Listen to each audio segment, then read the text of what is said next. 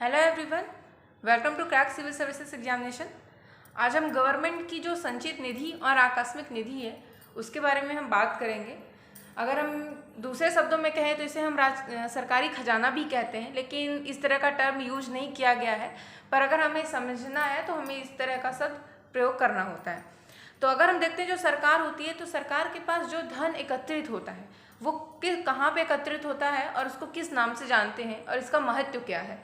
तो जो हमारी सरकार होती है उसके पास जो निधि यानी जो भी धन जमा होता है वो तीन तरह से होता है। एक होता है संचित निधि, एक होता है आपका सार्वजनिक खाता और एक होता है आपका आकस्मिक निधि।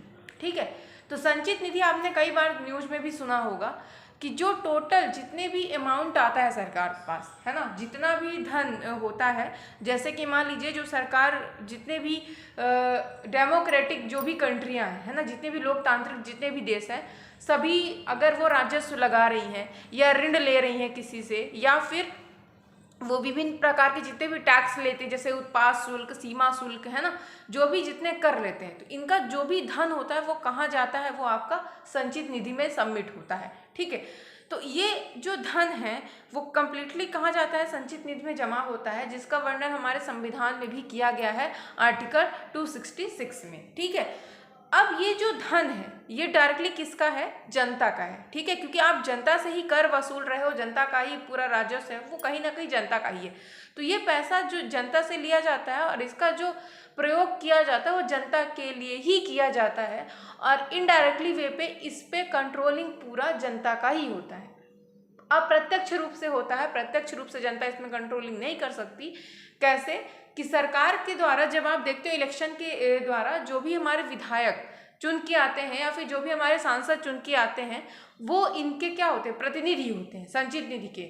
यानी कि भारत सरकार संचित निधि से पैसा डायरेक्टली नहीं निकाल सकती है। अगर उसे संचित निधि से पैसा निकालना है तो उसे किसी विधायक या सांसद की अनुमति लेनी पड़ती है, अनुमति, है ना। वहीं पे राज्य सरकार में विधायक देगा और वहीं पे अगर केंद्र सरकार की बात करें तो एक सांसद की अनुमति लेनी पड़ती है और इसके लिए सरकार धन विधेयक लेके आती है। ठीक है, आपने सुना होगा धन विधेयक आर्टिकल 110 में। ठीक है, 110 में वर्णित किया गया है धन विधेयक को, जिसके आधार पर अनुमति लेती है सरकार संचित निधि से धन निकालने के लिए और फिर उस धन का प्रयोग करती है जनता के सुरक्षा के लिए कि कहीं ना कहीं डेवलपमेंट में वो पैसे का प्रयोग किया जाता है। साथ ही जो संचित निधि है ये ऐसा, मतलब इसमें पैसा इतना संचित किया जाता है कि इससे जो हमारे जो राष्ट्रपति होते हैं, जो भी हमारे सुप्रीम कोर्ट के न्यायाधीश वगैरह होते हैं, उनकी सैलरी भी दी जाती है ना। तो संचित निधि में आवश्यक अधिकतर पैसे होते हैं कर वगैरह के, ऋण लेना, ऋण देना, जो भी इसका ब्याज वगैरह आएगा, है ना, वो सारे पैसे यहाँ पे कलेक्ट किए जाते हैं। तो ये हो गया आपका संचित निधि। तो संचित निधि तो ये आपको क्लियर हो गया होगा। अब हम देखते हैं जैसे कि अगर आपका दूसरा नाम है जैसे आपका आकस्मिक निधि, तो आकस्मिक निधि नाम से ही जैसे तात्पर्य है कि अचानक, है ना। जैसे मैंने बोला कि जो आपका संचित निधि है वो निधि जब तक आप सांसद या विधायक की अनुमति नहीं लोगे तब तक भारत सरकार उसको पैसा टच नहीं कर सकती जब तक कि अनुमति नहीं मिल जाए। लेकिन अगर मान लीजिए सरकार को अचानक पैसे की आवश्यकता पड़ गई, तब सरकार क्या करेगी, तो इसके लिए सरकार ने आकस्मिक निधि ये बनाया है जिसपे जो पैसा आएगा वो संचित निधि से ही यहाँ पे रखा जाता है।